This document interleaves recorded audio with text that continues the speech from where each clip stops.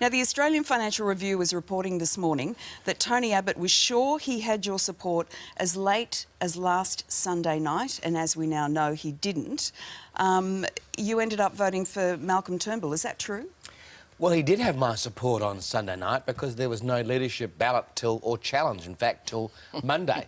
I mean, until Julie Bishop went to see Tony Abbott, I was utterly unaware that there would be a challenge. In fact, I said to Tony Abbott on the weekend, I didn't believe there'd be a challenge this week before the Canning by-election. So who were the key colleagues that Julie Bishop has talked about when she realised that there were enough numbers to ensure that Tony Abbott was no longer going to be leader should a challenge kick off? Not me. So you weren't one of them? No. So if she spoke to colleagues and sought their views, I guess you'd have to ask her that question, but she didn't speak to me to seek my view about that matter. So clearly 24 hours is a long time in politics. At what time on Monday did Tony Abbott lose your support?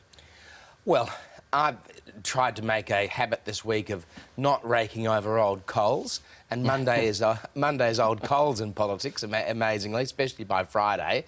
But on Monday, when there was obviously going to be a ballot, I made an assessment about what was best for the country. What's best for the country is that Bill Shorten and the union movement are not running the nation again. But you also made a decision that Tony Abbott wasn't the best for the country. Well, a decision was made by my colleagues, and I as one of them, that Malcolm Turnbull was the person who could best position the government to win again and keep Labor out of office and deliver good government. And that all turned around in the space of a few hours.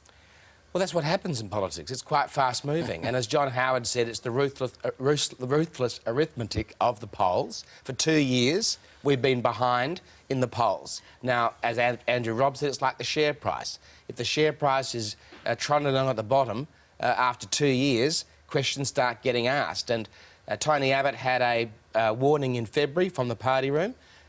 7 months later, things weren't any better. So it was very hard for anyone to argue that he wasn't given absolutely every opportunity to prove that he was the best person to lead the party. And loyalty clearly doesn't count for much in your game, does it? Well, it does. I mean, for example, I was Malcolm Turnbull's Managed Opposition Business and Shadow Education Minister. I then transitioned to Tony Abbott. He believed that he would get my support, and he received it for 5 years as Leader of the House and Education Minister.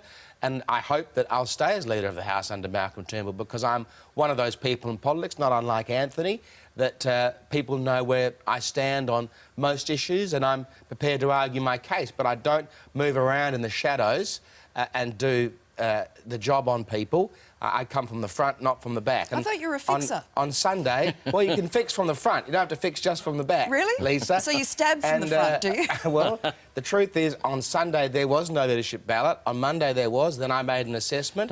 I haven't made any secret of that. Wow, that's a very quick flip. What did Malcolm Turnbull promise you in turn for your support? You've got to be nimble in politics, Lisa. Nobody would accuse you of not being nimble. Agile and nimble. What has Malcolm Turnbull promised you in return for your support? Well, he hasn't promised me anything. So you have no idea what ministry you're going to get? Well, I know that I'm the Education Minister at the moment. But you'd like defence, I'd like to either keep education or move to a portfolio that he wants for me.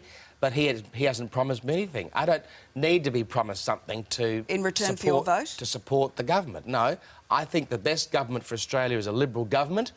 I don't want to see Bill Shorten and the CFMEU back at the cabinet table, and that was an assessment that I made on Monday. Now, I would be surprised if I was dropped from the cabinet, given I think I'm doing a reasonable job in the last few years. And you did vote for the new Prime Minister. I think that's unlikely. It's a matter for him.